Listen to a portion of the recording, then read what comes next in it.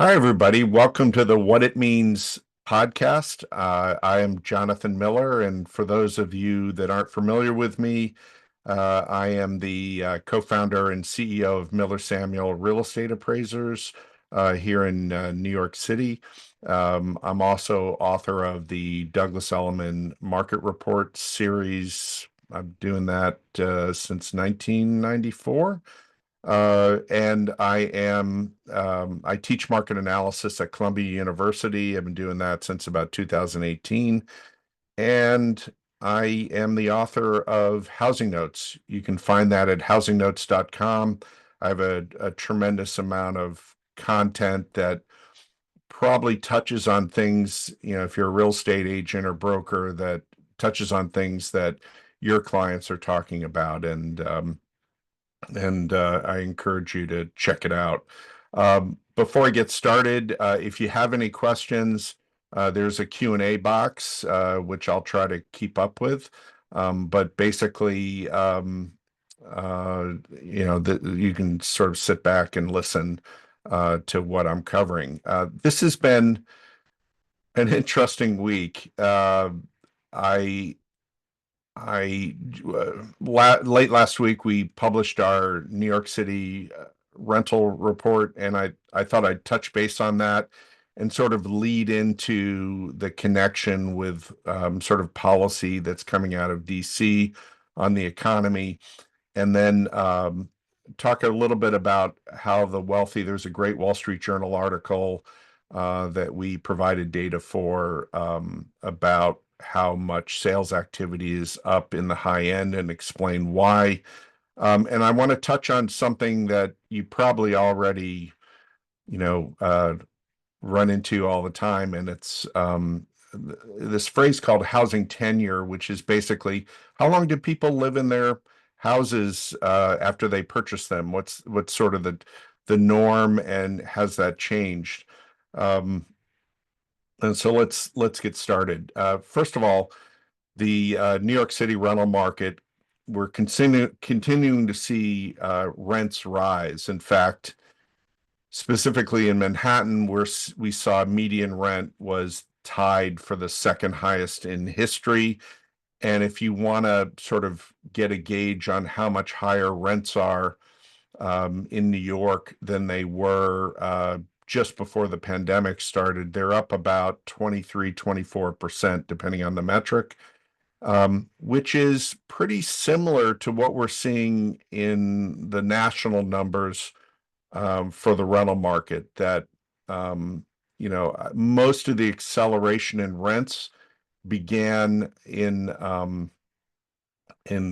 probably in late 21 into 22, when we saw the Fed pivot to higher mortgage rates. So people sort of that were on the fence about buying jumped into the rental market.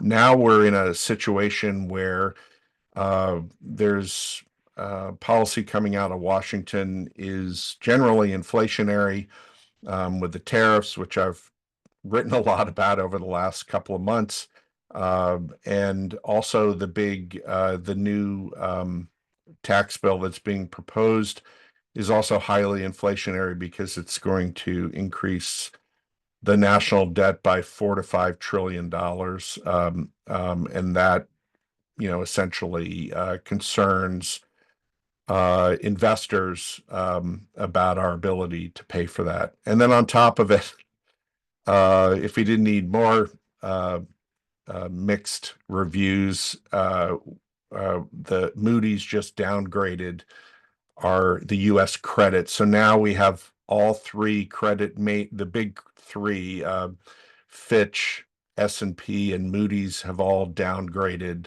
U.S. debt, which just means that we're maybe a slightly higher risk rather than being full AAA quality. And again, that also raises or reduces the probability that interest rates are going to fall in the near future. Um, Getting back to the rental market, one of the things that I thought was really interesting This is specifically Manhattan, but it applies to the U.S. sort of rental condition. I'm only referring to Manhattan because I'm referring to a specific number. But when we track rents, um, we have, just like in the purchase market, there's a listing discount, meaning what the spread is between what it actually rents for and what the landlord was asking. And in Manhattan for the last, well, all of 2025, the listing discount has been negative, which basically means it's a premium.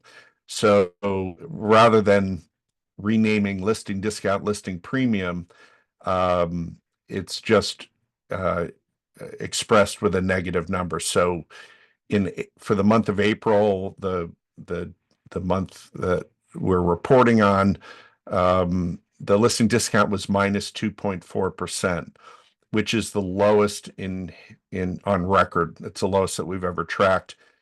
And actually, what that means is that the average rent, um, if you take all the rental transactions, the average rent was 2.4% higher than the average of all the list prices. So, in other words, as a market, the overall rents that were paid are higher than what the landlords are asking. This is reflected um, in Manhattan, the market share of bidding wars, and my proxy for bidding wars is when a tenant pays more than the landlord asked for the rent. In Manhattan, it's about 1 out of 4. Um, it's 25.9%. So 1 out of 4 rental transactions, the tenant paid more than the landlord was asking. In Brooklyn and Northwest Queens that we also cover, the numbers are pretty similar. And so, the takeaway is that people that were sort of temporarily camped out in the rental market ended up, um, more ended up staying. Um, However, this is somewhat conflicts with the notion of what we reported last week, and for the last like 9 months, is that New York City's, the new signed contract activity is up. So how can we have new signed contract activity increase steadily on a year-over-year basis, in terms of transactions since last July? It's been almost a year. A couple more months, we'll be at the 1 year mark of year-over-year gains in contract activity. Um, but at the same time, we're seeing uh, a tightening in the rental market, meaning that demand is, by the fact that 25.9% of the rental transactions are going to bidding wars, that rental transactions are increasing too. You would think that they would go in opposite directions. But the reality is, and something that I think I mentioned a couple of weeks ago, is that net migration in New York, meaning, the inbound movement versus, less the outbound movement, is increasing. It's been rising for the last 2 years. So, my sort of theory is that we have more people coming to New York. Sort of the fleeing the city narrative is well over. We have more people coming in, and as a result, we have more contracts being signed on the purchase side, and we have more leasing activity in the rental side. So it's an interesting condition, sort of counter to the national narrative of sort of fleeing the city in New York, which is, clearly not accurate. Um, if we talk a little bit about the sort of um, uh, the national rental market, uh, as I was saying, rents are up and continuing to rise. And what's sort of a, sort of an asterisk with the rents rising nationally is that wages are up about 20% over the last 5 years, and rents are up about 30%. So the sort of the net gain is, rents are up 10% relative to income, which is a good way to sort of look at the increase in rents in context, that people are making more money um, uh, over the last 5 years, and that is, I don't want to say it maybe the better way to say it is it's easing some of the pain of rent growth, but it is clearly something that is a condition in the market. And, the affordability continues to be challenged with rising rents, because even though wages are up uh, two-thirds as much as rents, it's still getting more expensive for consumers. And when that, as that continues, that gives them maybe less disposable income to buy other goods and services. So we're still sort of tenuous on the state of the real estate market relative to the economy, and the idea that we're seeing more. We're continuing to see more, inflationary pressure. Interest rates are probably going to be stuck. The 30-year fix is probably going to be stuck, around 7%, a little bit down, a little bit up each week. It's sort of been hovering near there. Hopefully it won't go up that much more, but it just depends on how the tariffs play out. Remember that the tariff pause the other week is only temporary. It's a 90-day pause, which means it's still there, and we're going to go through sort of the same drama we went through last week in terms of figuring out, um, you know, how long the tariff situation will be hovering over the economy, or whether, it'll be discontinued. It's just hard to say. What is encouraging, though, is that at least in New York, um, and we're seeing little snippets nationally with new home sales are up. So despite the headwinds of higher monthly housing costs, that we still are seeing, New York Metro, we're seeing a fairly sizable increase in activity, above sort of pre-pandemic levels.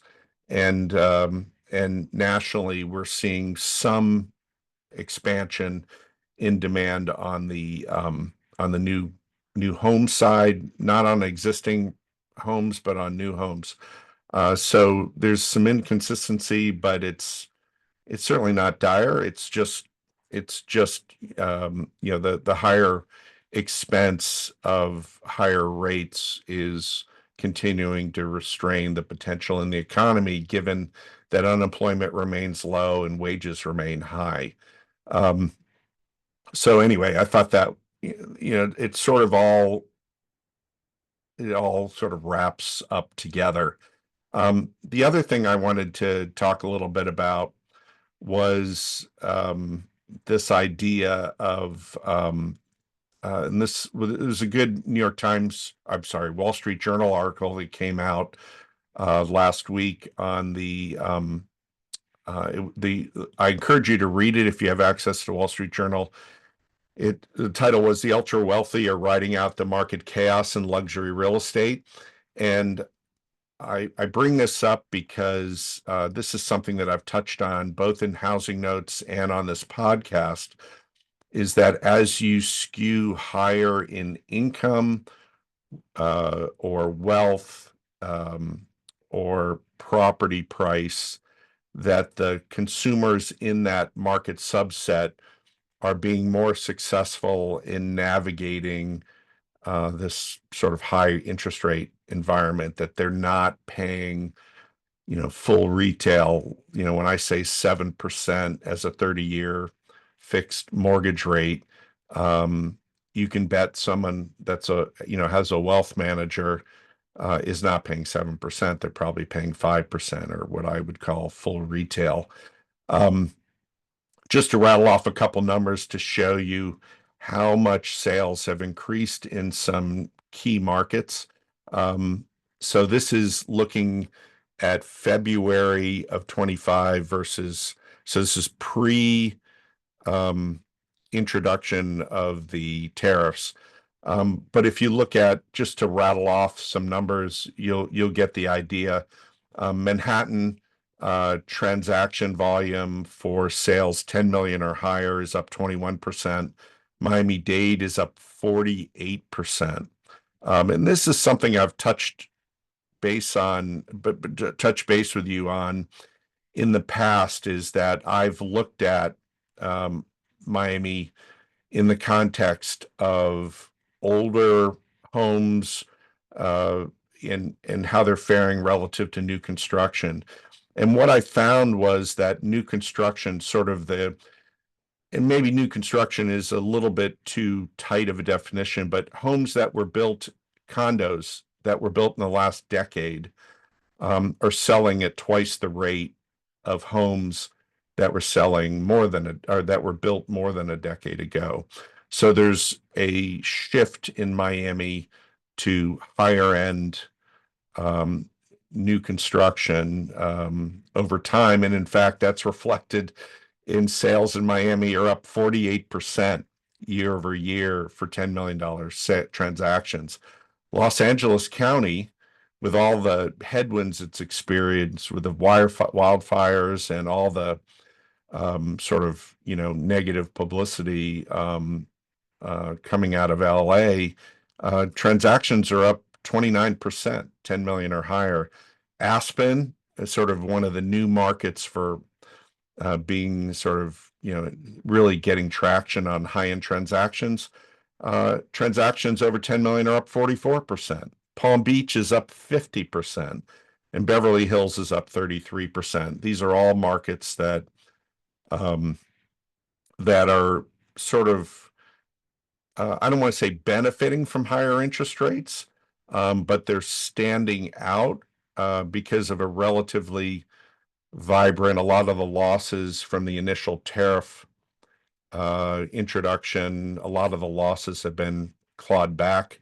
But we are, that is been a bigger driver of, of sorry, my phone is ringing.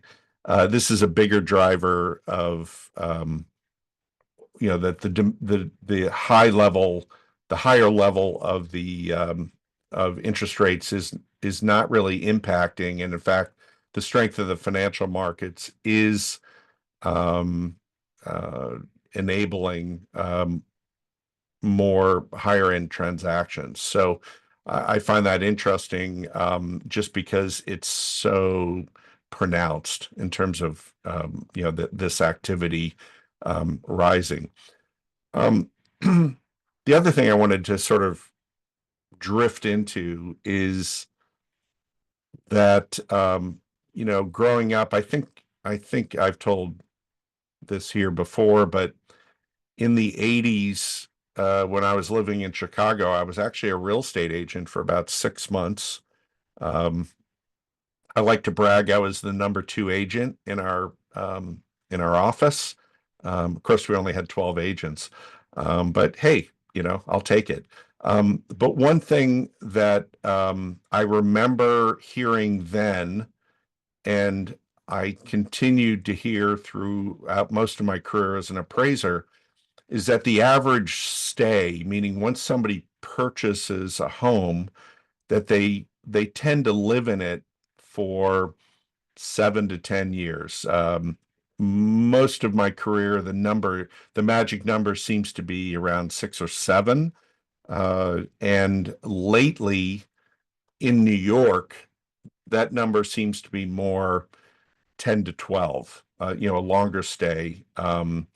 and largely because of the surge in pricing that we saw coming out of the pandemic with the Fed keeping rates too low for too long, and also just the higher cost of housing.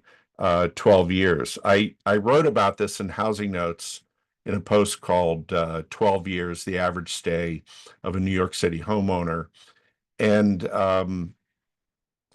it's expanded because of generally the higher cost.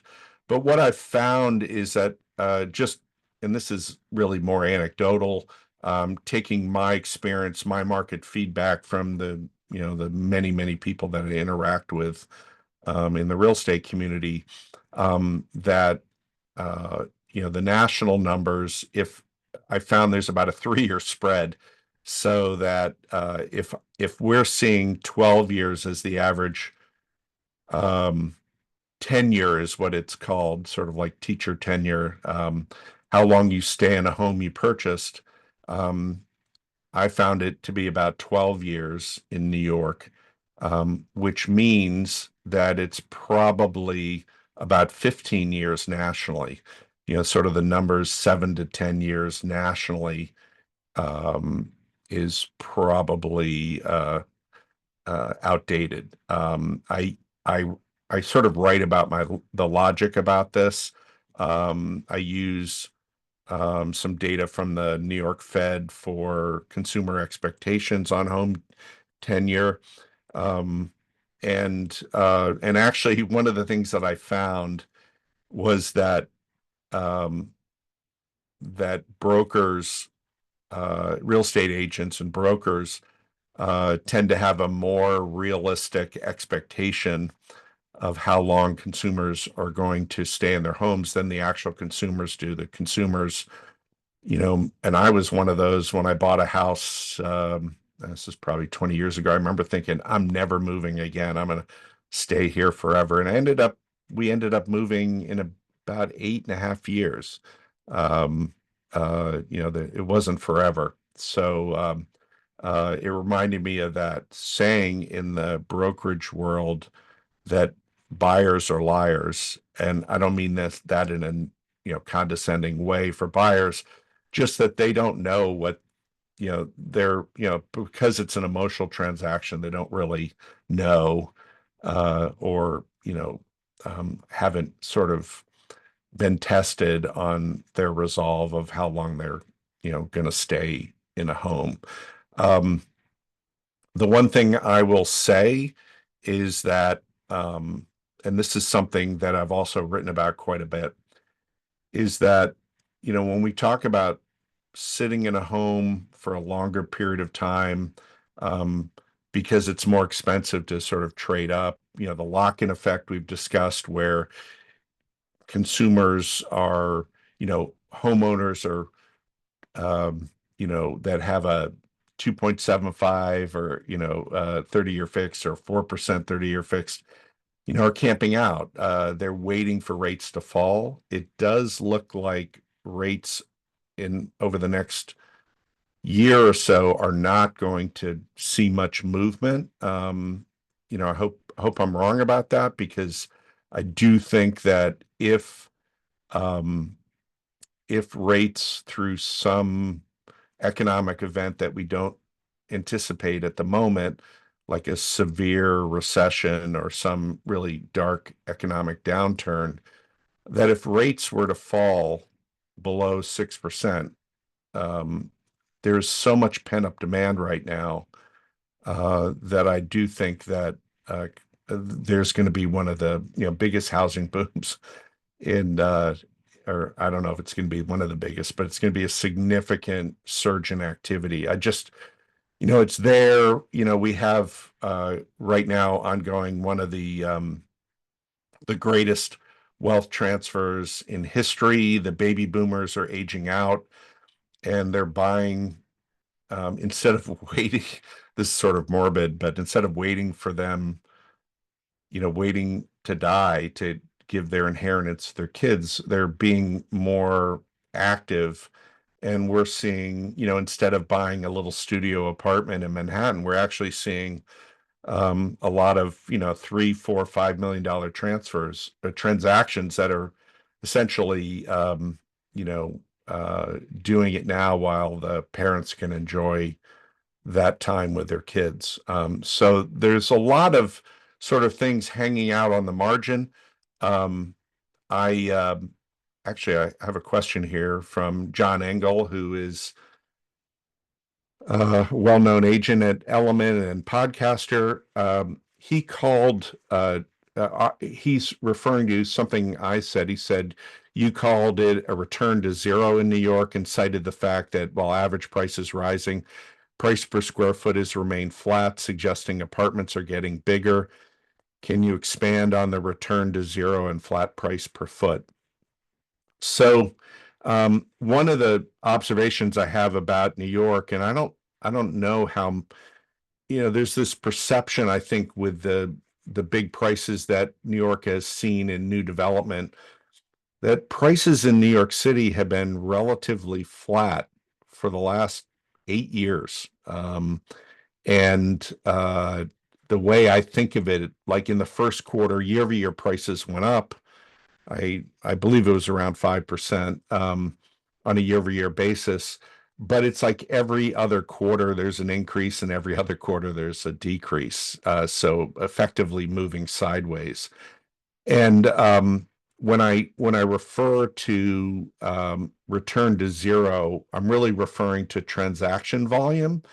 That and this is pre-tariff. I was talking about this with there was an expectation that interest rates were going to fall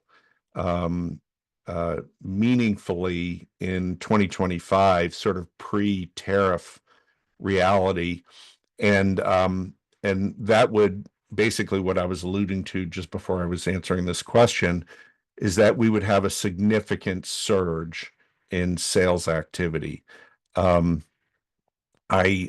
way I think of it now is we're probably Manhattan is one of the few markets in the region that doesn't have the inventory challenge that the suburbs have.